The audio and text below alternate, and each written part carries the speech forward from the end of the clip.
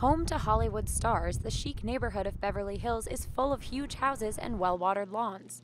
But faced with a record drought, California's governor has called on everyone to cut water consumption by 25%. And because Beverly Hills currently uses much more than the average amount, residents here are being asked to make even bigger reductions. I think 35% is a very aggressive goal. There's no doubt about it.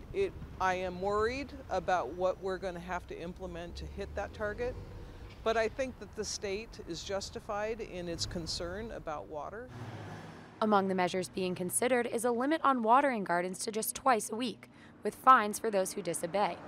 Similar rules have already cut water use in other California towns, and some argue utility companies should go further.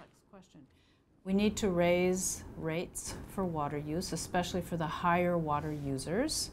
One question that I think has a moral dimension is, just because you have more land, does that entitle you to use proportionally more water? Because in the end, at this point, the water that people put on their grass is the water they and us will not be able to drink in the next several months. In the face of the longest drought on record, some have already started to make changes, like this gardener who's using less thirsty plants.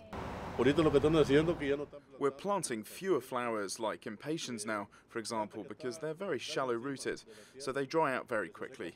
We don't plant flowers like that anymore because they need too much water. But changes like this remain the exception in a town not used to cutting back. Beverly Hills does have larger yards, a lot of landscaping. In the past, water has been very plentiful. It is a huge culture change and way of thinking that we need to change with our citizens, and I think that's common across Southern California. Thinking about how to do it differently and how to look differently, and it'll be a challenge. It's looking like a challenge that's not going away anytime soon. While there have been occasional showers, California will need a long and heavy wet season to officially declare an end to its drought.